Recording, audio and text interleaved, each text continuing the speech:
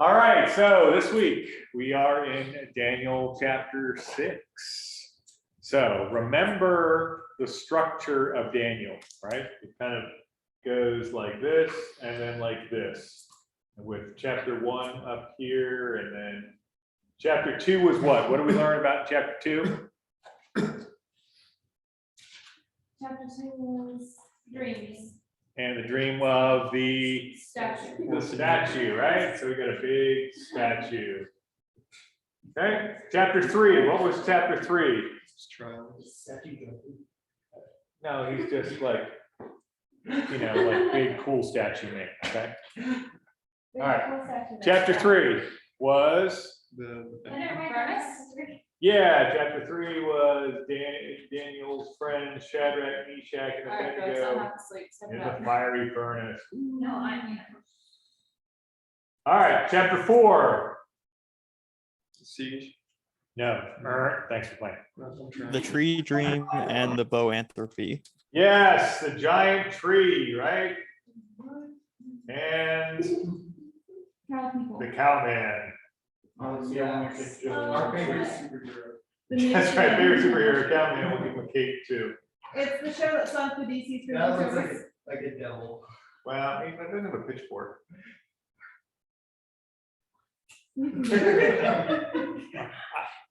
All right, chapter 5. What's your good dictionary? That was Babylon. Yeah, That's Babylon. So I can't draw a finger or a hand. So there's, Gonna go president. Fellowship. yeah, see, there's So our. that's better than the cowman. Yeah. Hey, the cowman is just fine, thank you. Okay. You mean the devil? The devil. All right, so now we're in chapter 6. So, if chapter 2 was prophecies about the future, chapter 3 was what happened to Rakshak and Benny? Were they thrown in the? They were thrown in the furnace, but why? They didn't kneel down. They didn't kneel down to the band, right?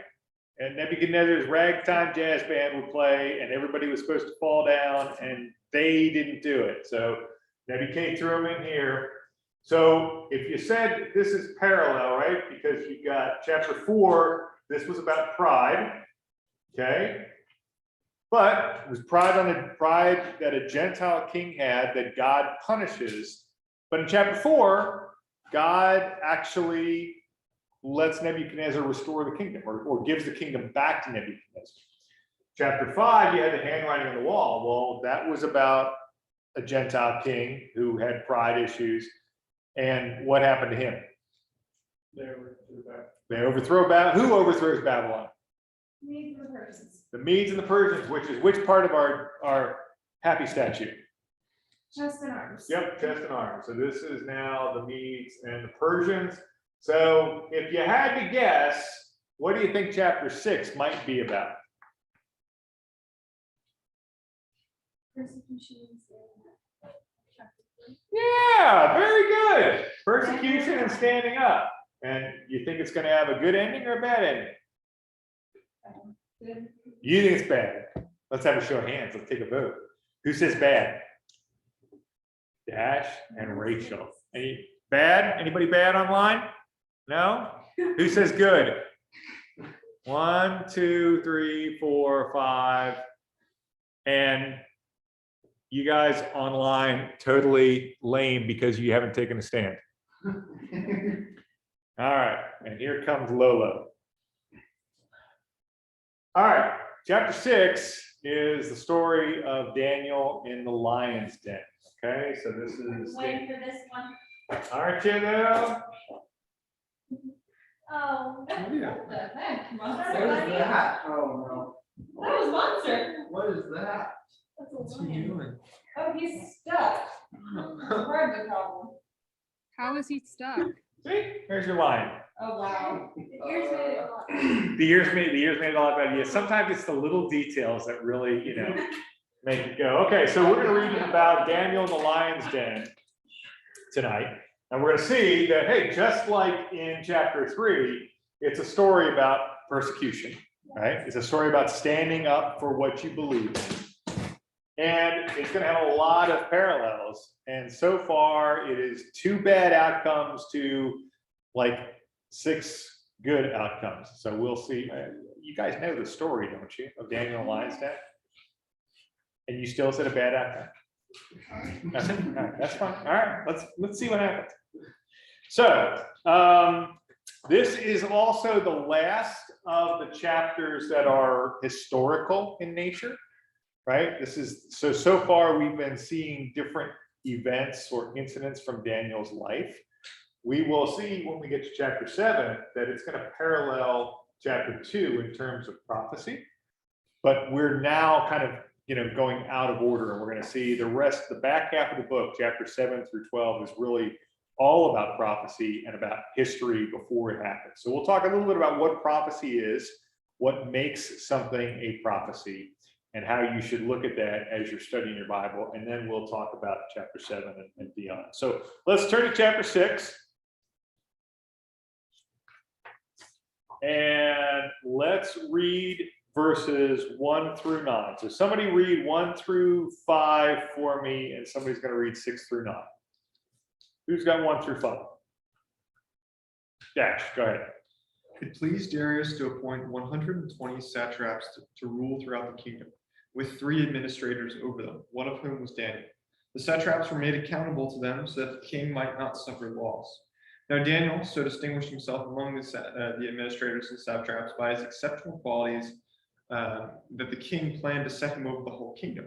At this, the administrators and satraps tried to find grounds for charges against Daniel in his conduct of government affairs, but were unable to do so. They could find no corruption in him because he was trustworthy and neither corrupt nor negligent. Finally, these men said, "We will never find any basis for charges against this man, Daniel, unless it has something to do with the law of his God." Okay, who's got 6 through 9? Drew, you got it.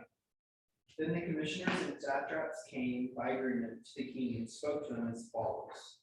King Darius lived forever. All the commissioners of the kingdom, the prefects and satraps, the counselors and the governors, have consulted together that the king should establish a statute and enforce an injunction that anyone who offers a prayer to any god or person besides you, O king, for 30 days shall be thrown into the lion's den.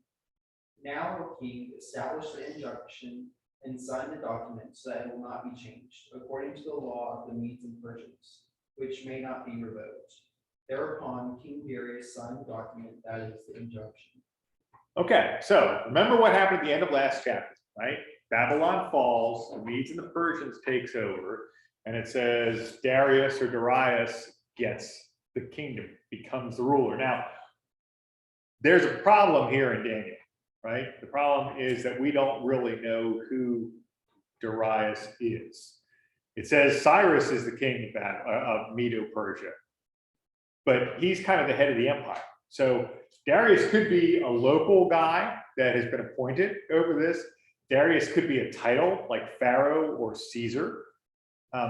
Darius could be another name for the general who took over. So, if you go and you read criticism of Daniel, chapter 6 is one that focuses largely on trying to figure out who Darius is, because it's not entirely clear in history. It's not terribly relevant, so let's not get hung up on who that is. But how did Darius set up his administration? So we've got Darius here. Then who? The 3 administrators. All right, and we know Daniel is one of them, right? And we'll say this is admin 2 and this is admin 1. And then what below them? 144 books. 100 and I thought it said 120. That's what I do. I got 120. Okay. You have 144 in your translation? Well, I had it, and then I changed the translation. I got 120. Okay, so under these, there's 120. So let's say there's 40 that report up to him, maybe 40 report up to Daniel, and 40 report up to this guy. Okay, so that's how it's sort of set up. Why would you set your government up that way? Probably, so you don't have to be dealing with all the ministry stuff and they only bring you what actually needs to be paid attention. Right, so remember, Babylon is a city, it was a big city, it was the size of, the loop inside of 610. The kingdom here is even bigger, right? So the purpose of this was, the king doesn't have to worry about all the stuff going down here, and everybody's gonna report up to them. And what happens to Daniel? How does he perform in this job? Distinguishes himself. Once again, he distinguishes himself, right? Just like he did with Nebuchadnezzar, he distinguishes himself and everybody sort of ends up kind of reporting up to him. So he's got the most authority. Now, we don't know whether these guys who have been appointed are Medes and Persians, or whether they are part of the old Babylonian regime and just got picked out of that, or are completely new guys. What do we know about them?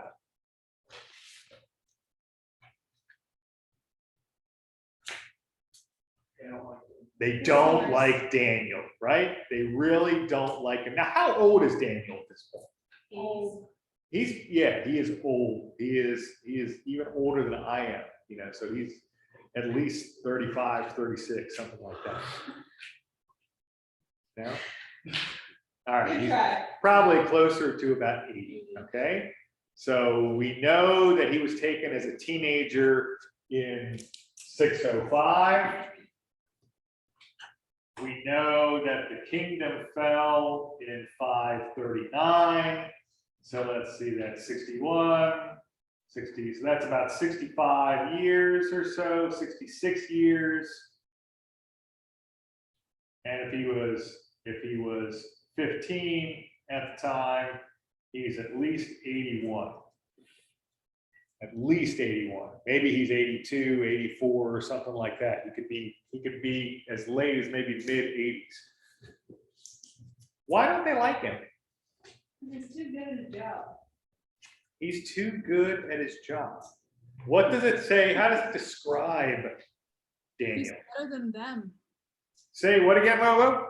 He's better than them at their own job, and he's not even Persian. He's not even Persian. He's better than they are at their own job. But what does it say? Shows the king was going to consider putting up Darius. I don't know. Was going to consider putting him over the entire kingdom. Darius is thinking about putting him over the entire kingdom. But look at verse 4. Or look at verse 3. Then Daniel distinguished himself above the governors and satraps because there was a what?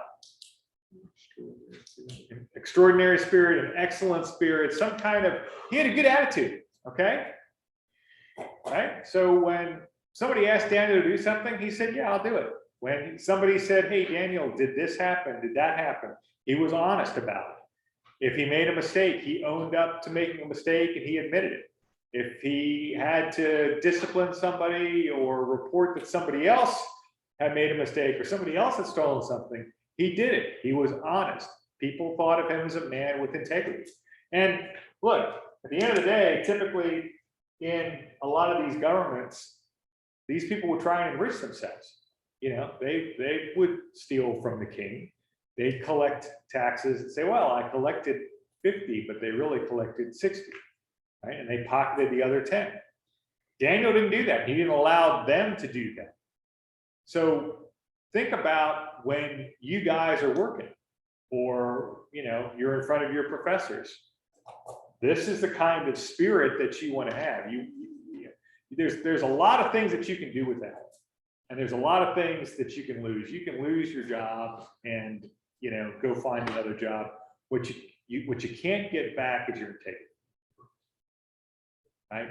When people say, hey, Danny, when Danny says she's going to do something, she does it. Right? Or when Ben messes up at work, he says, hey, you know what? That was on me. My fault. And we actually, Americans in particular, are a pretty forgiving culture.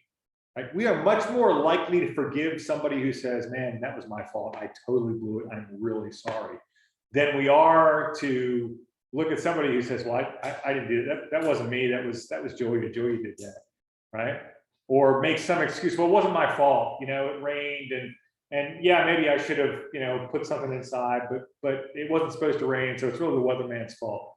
And when we take that approach and we blame others, it's very easy for people to look at us and go, oh, you know, let's not take this guy or gal very seriously.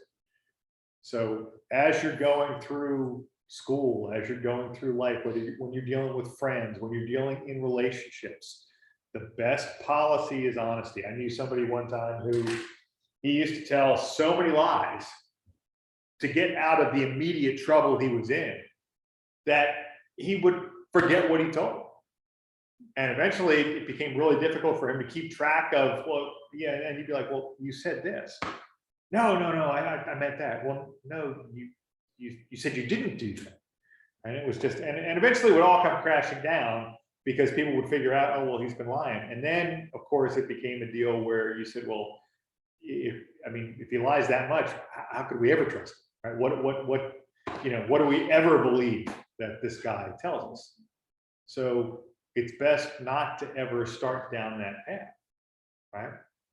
And there will be times where it's really uncomfortable to tell the truth, where it's really uncomfortable to be the person of integrity in the room. There may be times where you're the person, you know, that you're looking around the room and there's a question asked and you're like, yeah, that happened. And everybody else, like all of these guys, are going to get mad at you. But have that integrity, right? Because if these people that you surround yourself with, or that you work with, or ultimately even that you work for, are not people of good character, one of two things is going to happen. It's either going to rub off on you, which is not what you want to have happen, or you're just going to be totally miserable, right? And you should figure out how to get out of that situation. But don't let somebody else's bad character influence your character. And Daniel doesn't. Daniel, throughout his career, like if he's been here, let's call it 66 years, he started out, the very first challenge that he had about eating the king's food and drinking the king's wine was about integrity, where he said, hey, we don't want to eat that. Test us. Let us try it for 10 days. If it doesn't work, fine, we'll go and eat it. And then he's the guy who comes to the king and says, hey, king, your statue dream, here's what it means, right? And it was, you know, Shadrach, Meshach, and Abednego who said, we're not bowing down to your idol. We're not going to do that. We're not going to, you know, violate our view of God and our worship of him under our law. We're going to live with integrity. And yeah, you can kill us, but, you know, go ahead, right? If that's the worst that happened, we still end up in heaven with God, and that's okay. Right? So these are all the things that you should be thoughtful about. Colossians 3:22 through 25 says, bondservants, and this was Paul's writing to the people in Colossae, which was a city in Greece, right? And he's actually addressing this to the slaves, okay?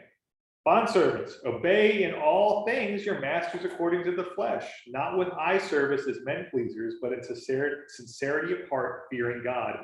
And whatever you do, do it as to the Lord and not to men, knowing that from the Lord you will receive the reward of the inheritance, for you serve the Lord Christ.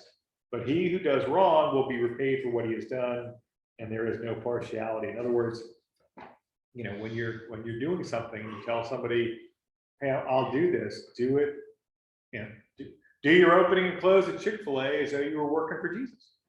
Now, that's hard to remember, right? Because we're not very good at it, and we will fail to do that a lot.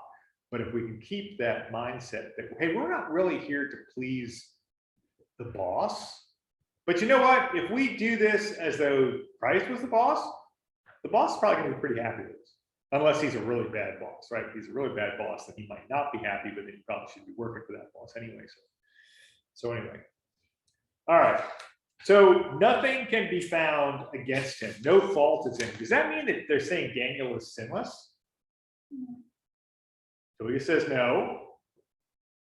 Oh, we have to do a show of hands here. Anybody else say no? Oh, we all say. Oh, Danny didn't raise her Oh, hand. sorry, I was sorry. She was zoning, okay, all right.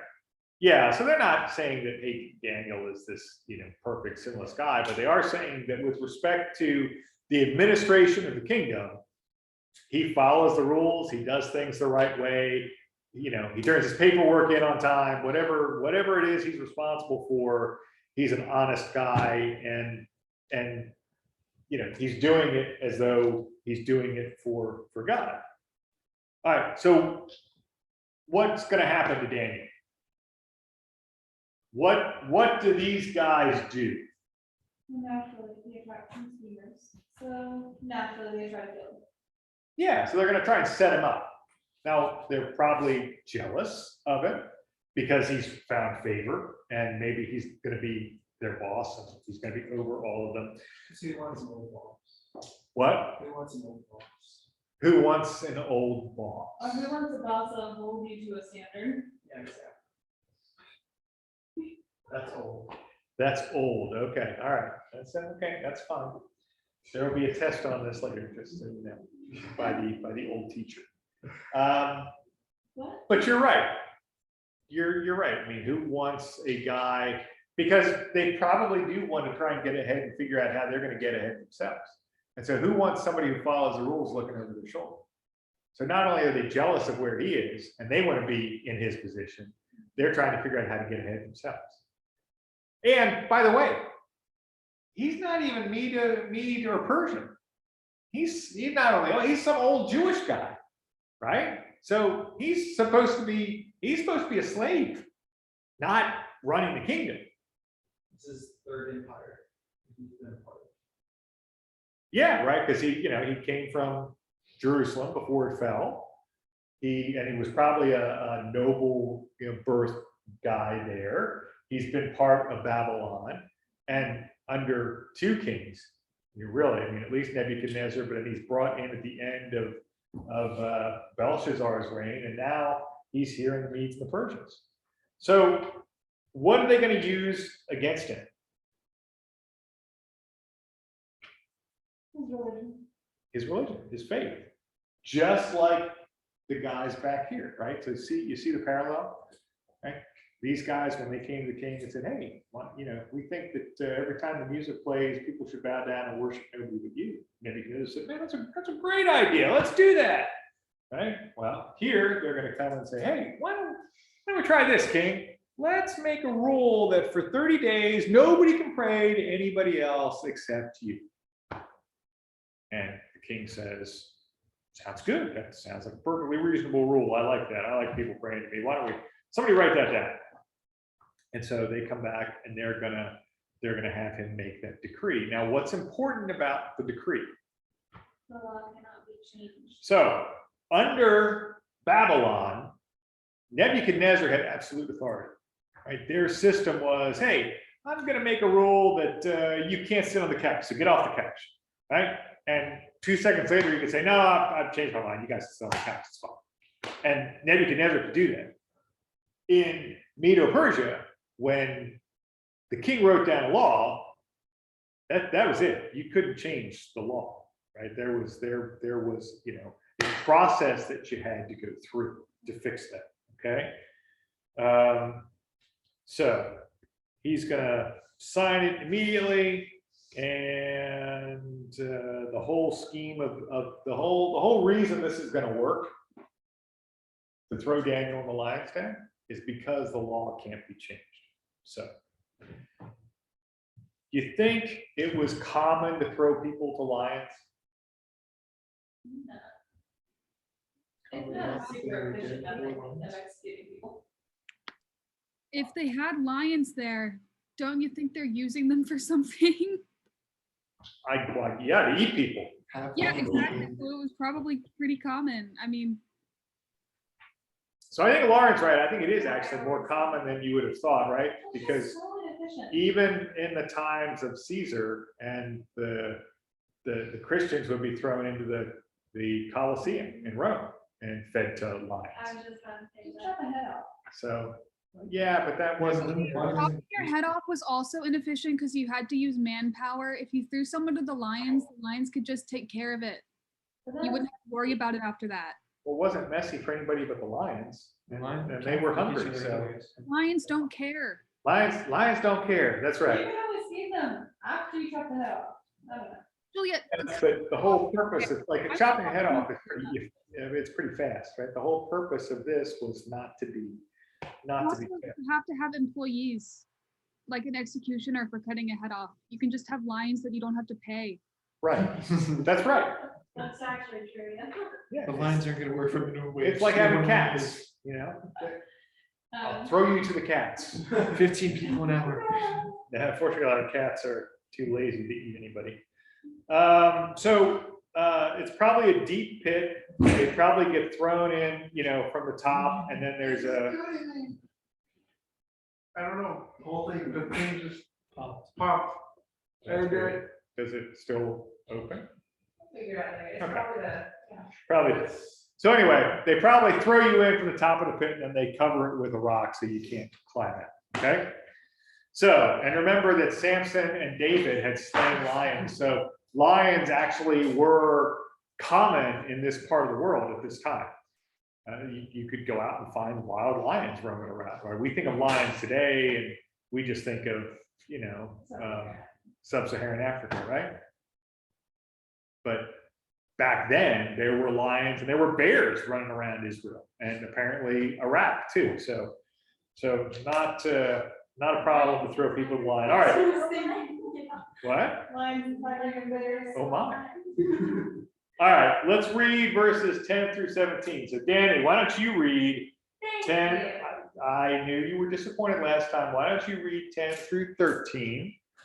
And Emily, why don't you read 14 through 17? Now when Daniel learned that the decree had been published, he went home to his upstairs room where the windows opened towards Jerusalem. 3 times a day, he got down on his knees and prayed, giving thanks to God, just as he done before. Then these men went as a group and found Daniel praying and asking God for help. So they went to the king and spoke to him about his royal decree. Did you not publish a decree that during the next 30 days, anyone who prays to any god or human being except you, your majesty, would be thrown into the lion's den? The king answered, the decree stands in accordance with the law of the Medes and Persians, which cannot be repealed. Then they said to the king, Daniel, who is the one of the exiles from Judah, pays no attention to you, your majesty, or the decree you put in writing. He still prays 3 times a day. Okay, go. When the king heard this, he was greatly distressed. He was determined to rescue Daniel and make every effort until sundown to save him. Then the men went as a group to King Darius and said to him, remember, your majesty, that according to the law of the Medes and Persians, no decree or edict that the king issues can be changed. So the king gave the order, and they brought Daniel and threw him in the lion's den. The king said to Daniel, may your God whom you serve continually rescue you. A stone was brought and placed over the mouth of the den, and the king sealed it with his own signet ring and with the rings of his nobles, so that Daniel's situation might not be changed. Okay, so the trap is set, right? The law is passed. And what does Daniel do? Disregard. Yeah. Yeah, he goes home and he prays just like normal, right? Does he know the law's been passed? I would imagine so. Yeah, he's, you know, he's right here. I'm sure he knows the law has been passed. Does he care? Well, he's 81, so he probably really doesn't care that much. But my guess is if he had been 51 or 21, he would have done the same thing. Right? He would have had the integrity. And even Darius says in one of these verses, he says, your God whom you serve continually. So everybody recognizes that Daniel is a man of faith and he's a man who serves his God. Okay, that's where you guys want to be. When you get out of the real world or at school, wherever, you want people to look at you and say, hey, you're a person who serves God, right? You serve your God and And that's how you behave. In fact, we know you're different because of that. Remember what happened to, I guess, what Peter and John in the book of Acts. We talked about this back when we talked about chapter 3, but they're running around telling people who Jesus is and that he is the Jewish Messiah. And they get thrown in jail. And the Jewish leadership is so mad, they're like, look, we'll let you out of jail if you just stop preaching about this Jesus guy. And they say, hey, you can leave us in jail or not, but we have to obey God rather than men. And what Jesus had told them at the beginning of Acts is go and tell the people about me. So that's what they've been doing. Well, here, Daniel is going to pray 3 times a day, just like normal. It's probably, nothing new. It's probably the same thing that he's been doing all the time. In fact, in 1 Kings 8, 46 through 53, this is what Solomon says at the dedication of the temple.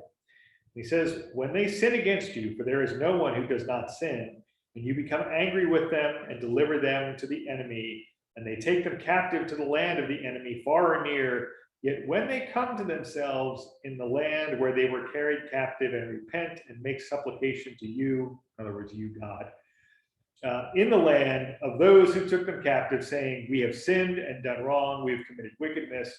And when they return to you with all their heart and with all their soul in the land of their enemies, who led them away captive, and pray to you toward their land, which you gave to their fathers, the city which you have chosen, the temple which I have built for your name, then hear in heaven, your dwelling place, their prayer and their supplication, and maintain their cause, and forgive your people who have sinned against you, and all of their transgressions which have transgressed against you, and grant them compassion before those who took them captive, that they may have compassion on them. For they are your people and your inheritance, whom you brought out of Egypt, out of the iron furnace, that your eyes may be open to the supplication of your servant and the supplication of your people Israel, to listen to them whenever they call to you. So Solomon told the people, remember, this is after Solomon. So Solomon, was part of the United Kingdom, then the kingdom splits, and you got the northern kingdom and the southern kingdom, and the northern kingdom went away to the Assyrians, and Daniel was part of the southern kingdom that finally falls to Babylon. So this is long after Solomon says this, but he says, hey, guess what? The people are going to sin against you, God, and you're going to let the enemies come and take them away. Well, that's exactly what's happened, okay? He says, but when they call to you, when they pray, hear them. When they turn back and they pray towards Jerusalem. Well, what did Daniel do when he got to his room? He opened the windows that were facing Jerusalem, and that's the direction he prayed in. Right? So he's following what Solomon said. In fact, we're going to see in chapter 9, I think it is, we're going to hear one of Daniel's prayers. And we're going to see that Daniel is really praying about the fact that the people have sinned and please forgive the people, God. He's probably been doing these kind of prayers like this the whole time he's been here. He's been very consistent in his behavior. Now, Daniel knows what the law says. The law says, hey, you can't pray to anybody for 30 days. Could he have just changed his habits and laid low for 30 days? Could he have just, let's not open the door. I'll just be a lot quieter. I'll wait till everybody goes to bed. Could he have done that? Why didn't he do that? Would you have done that? Would you be tempted to do that? Sure. You knew that, hey, they're going to throw me to lions. I still need to pray to God, but I'll just do it. I'll pray on the inside. That way, it's okay. Well, Daniel probably feels that it's going to violate his relationship with God, right? He's been doing it for this long. Why change now? It probably wouldn't have felt, right to him. And at the end of the day, if you kind of bend the rules to placate these guys for 30 days, do you think that stops them? Or do you think they're going to try and come up with another scheme to get you and throw you in front of the lions? Probably going to try and throw you in front of the lions no matter what you do. So you may as well kind of get it over with.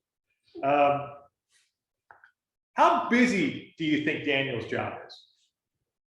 So one of 3 guys running the kingdom. Busy? Not busy. Easy job? Not easy job. What do you think? my guess is it's a busy job, right? You know, he's a high-level executive in the government. So he's probably got people running around seeing him. And he's also probably not a guy who farms out a bunch of work and says, you guys take, you do that. Don't bother me with that stuff. People probably came to him all the time. And yet, how many times a day does he pray? Yeah, so in his busy schedule, he finds time to pray 3 times a day, right? So you guys are all busy. I'm busy. Patty's busy. Do we find time to pray? Doesn't have to be 3 times a day. Sure, that's great. Paul says we should be praying continuously. Right? So if you get on the highways in Houston, that's the easy time to pray, right? Everybody's praying all the time. Right? But we should be praying. Okay, we should be taking the time. We should be asking God to help us with the decisions that we have on a day-to-day basis. And Daniel did that. Okay, now he probably is praying for the nation and everything else. And we should be doing that. We should be praying for our leaders, even when we don't like our leaders. Right? We're not called to like everybody, but we are called to pray for them. And we're certainly called to pray for other believers. And look, we don't even have to like other believers all the time, too, because we're all sinners and we don't always act the way we should towards each other. But if you are, don't try and tell God I'm too busy for you. Okay. Take the time, even if it's while you're driving, even if it's at night before you go to bed, take the time to say grace, right? Say grace when you're out, getting lunch. Say grace when you're in the dining hall. People will notice that. Most people will respect it. Okay, so how does Daniel get caught? What? Prayer doesn't have to be so formal, right? Prayer doesn't have to be something that you take time and spend time, minutes and minutes and minutes. Absolutely. So if you can't hear Patty, she's saying the prayer doesn't have to be what Daniel's doing here, where he's getting on his knees, 3 times a day and praying towards Jerusalem. It can be informal, it can be very quick, but the point is you're trying to keep your relationship with God at the forefront of what you're doing, right? And look to him as your source of inspiration. That's for my devotional this past week. That's what our devotional was. And this girl was basically saying that she was too busy. Like what you were saying, she was too busy to talk to God. And I replied to her, I basically told her that was an excuse. Obviously, in a respectful way. I was like, you're never too busy to talk to God. You should always find time. I don't know if she likes it, but I just thought. Probably not, but she probably already knew that was an excuse anyway. So she was just kind of like blowing it off and was like, oh no, it's not okay, but It's convicting. You can make time for other things. And you can make time for God. yeah, exactly. right. And That's basically what I told her. I was like, that's what I find, myself, right? Is, well, I can find time to read a book, or I can find time to watch a TV show or a movie, then I should be able to find time for God. exactly. So. All right. So how does Daniel get called?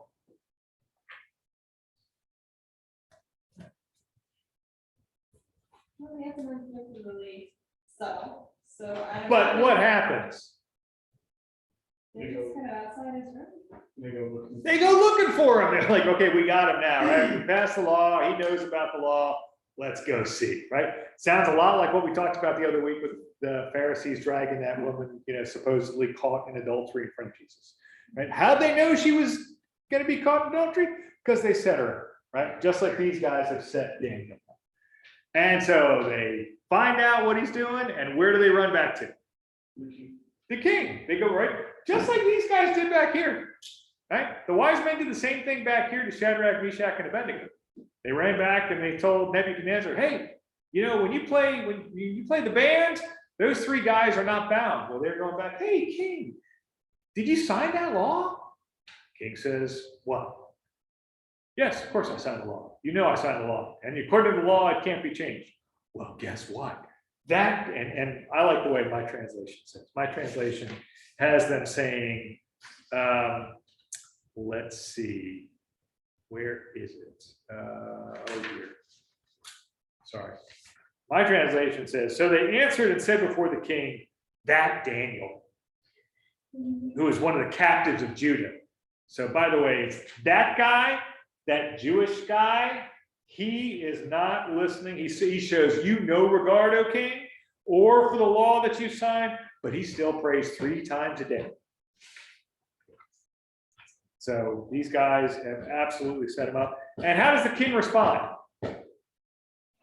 Determined to rescue Daniel. Yeah, he's kind of upset, right? Because he must be kind of a smart cookie because he figures out immediately what they've done. And he's trying to figure out, well, how do I rescue Daniel? I can't just change the law because that's not how the law of the Medes and the Persians work.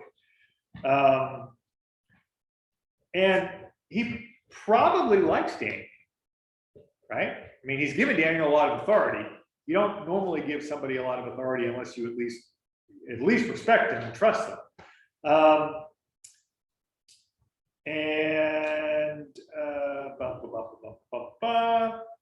So what does he say to Daniel? But the king spoke, saying to Daniel,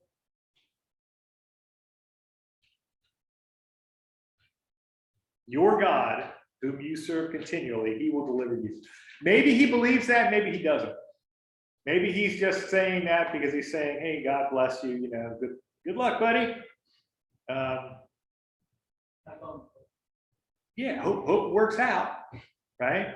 Like, this is a Hail Mary. Or, you know, maybe he's heard stories from Daniel about what's happened over the last 60 years. Or heard stories about Daniel. because Or heard frankly, stories about Daniel. Daniel makes for folk story stuff. Yeah, he does, absolutely.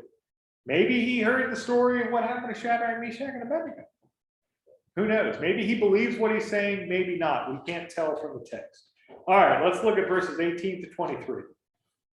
Whoa, why do they seal the entrance up the way they do?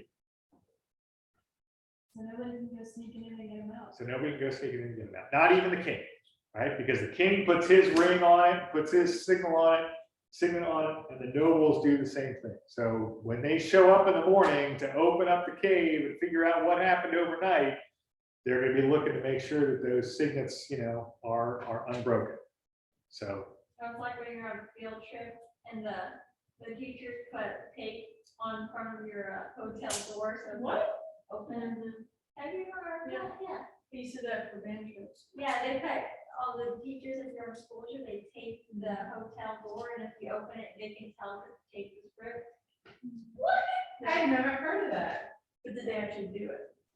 I guarantee Lance and Jack. I don't know. that's interesting. Just pick one guy to take the fall. Scott, is this true? Did this happen? Yeah, they all do. At Jack meets and stuff when they're away. Wow. It's pretty smart, actually. It is pretty smart because it wouldn't keep you from opening the door, right? So it's not a. But You can't close the door. just- Yeah, you can't close the door because then you can see. Yeah, so you're safe, you can get out if there's an emergency. Right. You're safe, but You're also snag. yeah, if you break those rules, you're done. No, you just gotta like have one people from a bunch of doors. Choose one guy to take the fall, and like Yeah. everyone goes back in, he replaces the tape. You cycle through every other. Or you can have the integrity that we've been talking about and just not do it. Yeah. You're If they- missing if they, the like, point of lock the me up, lesson. If you lock me up at 6:30 and breaking the law. All right, Sorry, you just have to say that. I know how. verses 18 through 23. Challenge. 18 through 23. Who's going to read 18 through 20 and then 21 through 23? Rachel, 18 through 20. Now the king went to his palace and spent the night fasting, and no musicians were brought before him. Also his sleep went from him. Then the king arose very early in the morning and went in haste to the den of lions. And when he came to the den, he cried out with a lamenting voice to Daniel. The king spoke, saying to Daniel, Daniel, servant of the living God, has your God, whom you serve continually, been able to deliver you deliver you from the lions. All right, how about Scott? How about you do 21 through 23?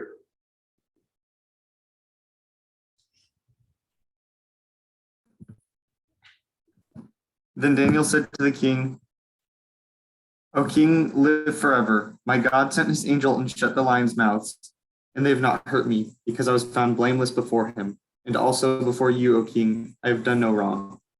Then the king was exceedingly glad and commanded that Daniel be taken up out of the den. So Daniel was taken up out of the den, and no kind of hurt was found upon him, because he had trusted in his God. Okay, so how does the king spend the night? At least mildly freaked out that he's gonna have to replace his right hand man. Yeah, but he's worrying, right? I mean, he doesn't do any of the things that he typically would do. He doesn't have any musicians brought in. He can't sleep. He's been trying to figure out how to get Daniel out of there, and he couldn't do that. So now, yeah, he pops up in the morning and he runs. Well, I don't know whether he runs or not, but he gets to the stone and he says, Daniel. And it's interesting, right? He says, "Oh, Daniel, servant of the living God." So he's acknowledging Daniel's God, at least. What I wouldn't say this makes him a worshiper of his God, right? Because he probably still worships the gods of the Medes and the Persians. But he's at least acknowledging that Daniel has a God that he calls the living God. Daniel ends up being fine, right? He's good. So take a minute and think about some parallels between Daniel here and Jesus. How are they the same? They were both sealed in by a stone, I guess. Okay, so both put in a cave, right? Daniel was said to do what he was supposed to do and to not kind of go off course from his duties. And Jesus was a man without sin. So both, we'll say, did their jobs.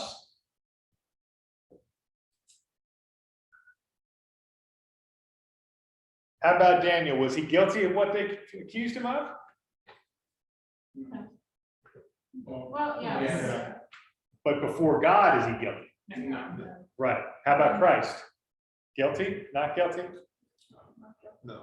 Guilty by man's rules, not guilty by God's rules. So both are innocent. All right. Both are victorious. They come through it. Right. Who shut the mouths of the lions? God. Yes, but specifically, Angels. yeah. So there's angels in those cases.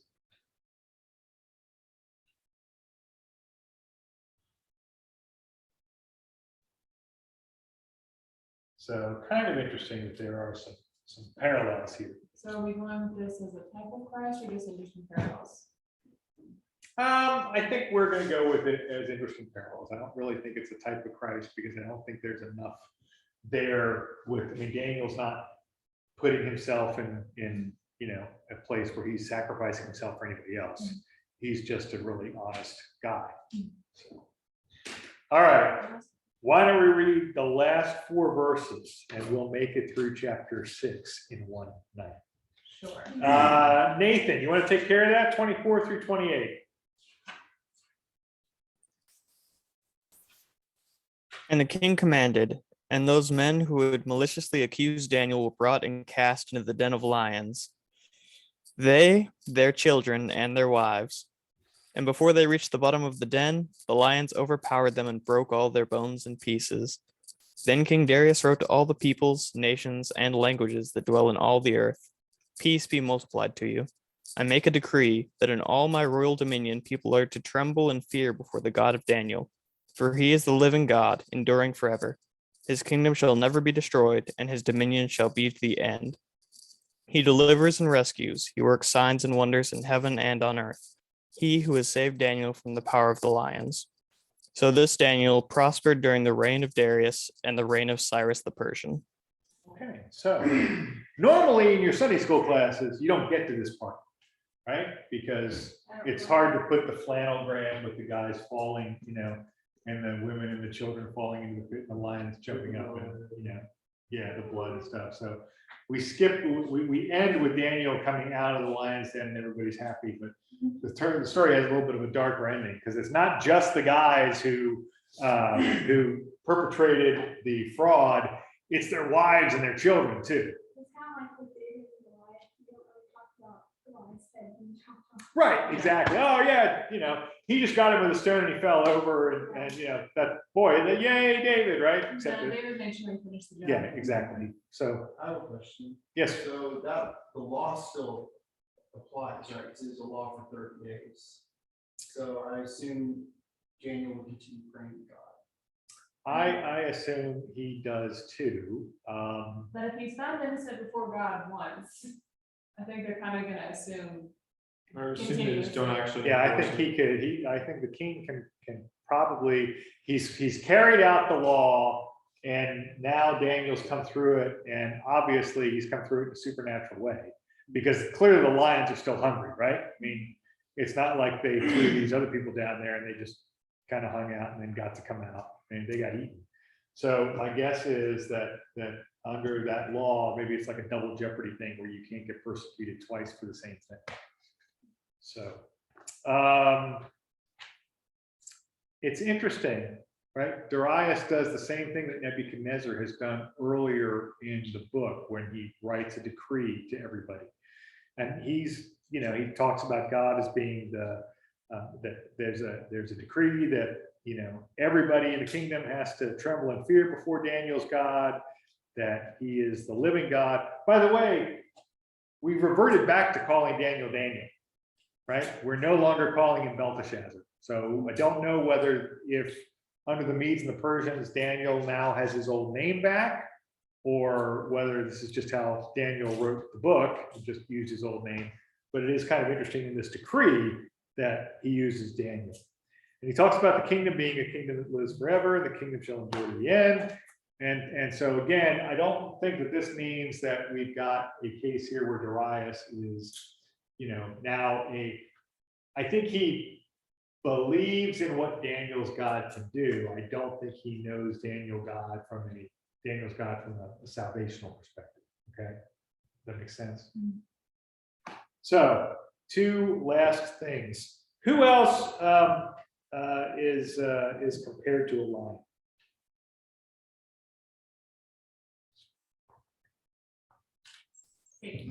Satan, right?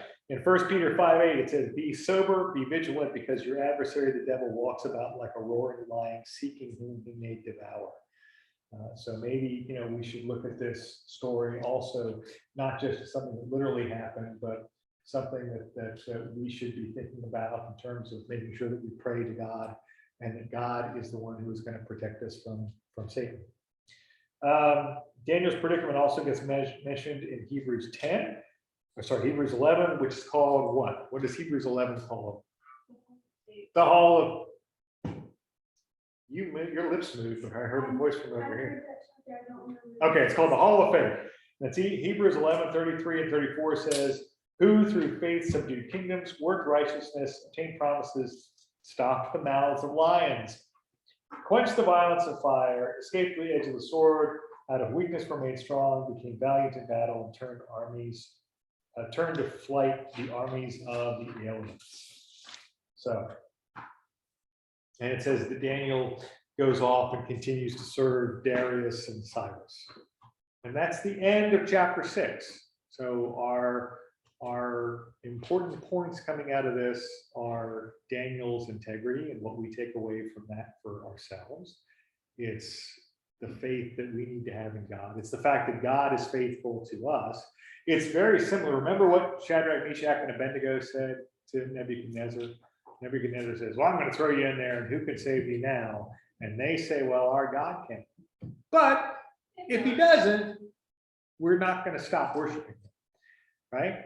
So it's one of these deals where, again, we have to remember, hey, look, God can get you out of a situation that maybe you got yourself into, or maybe through just following God, you got into. God can take you out of that situation. He may not, right? He may, just as we talked through James, he may leave you in that situation for a while to teach you a lesson, to help you grow, to become more mature. Or he may take you out of that situation as a way to go, hey, here is my power, right? I want you to remember this. What does he always tell the Israelites in the Old Testament? I'm the Lord your God who did what? Who brought you out of Egypt. Every time the Israelites start wandering off the path and going someplace else, and he's got a prophet who comes along, he starts with that. He wants them to remember the miracles that he's worked in their lives. Well, God can still work miracles in our lives too. He doesn't necessarily always do that. He doesn't always answer the prayers that we have the way we want him to answer those prayers, but he can, right? And we should have faith that God works things out according to his purpose. And prayer is really supposed to help align our purpose with his purpose. So, any questions about Daniel chapter 6? All right, so next week, I think we're going to do a lesson about prophecy in general, what it is, where we find it in the Bible, why it's important, how you interpret prophecy. Because when we get to chapter 7, which is going to be the parallel to chapter 2, we're going to go back and revisit our statue, but we're going to see that dream and that statue from God's perspective rather than man's perspective. Okay? All right. I for sure will not be here. You for sure will not be here next week. Right. Okay. Or online. Or online. Okay. All right. I'll be working, sorry. You can watch the video. Okay. All right. Anybody want to close us out in prayer? Or I can use the whole thing again. Yeah, I could just do the whole thing again. That'd be great. All right. I will close us out in prayer this week. Heavenly Father, thank you for this day. Lord, thank you for Daniel. Thank you for the illustration that he is, a model that he is for us for integrity, for the faithfulness that he had towards you, and the role model that he can be for that. Help us to not ever be too busy to acknowledge who you are. You are the God who created the universe. You're the God who created those lions. You're the God who stopped the mouths of the lions. And you're the God who rescued Daniel and brought him through that ordeal. And the world at the time acknowledged your power and who you were. It didn't necessarily save them, but what a great example to all of the other Jews who were in captivity, who were living in Babylon or back in Jerusalem, and who read that decree from Darius and said, wow, God's done it again. Lord, help us to look to you with an expectation that you are the God who does things again. And help us to respect that and to work for your glory, to do things for your benefit as though we were working for you, to have the integrity that Daniel had. And just be with everybody this week as they go through all the various things that they're working on and working towards. It's in Christ's name we pray. Amen. Amen.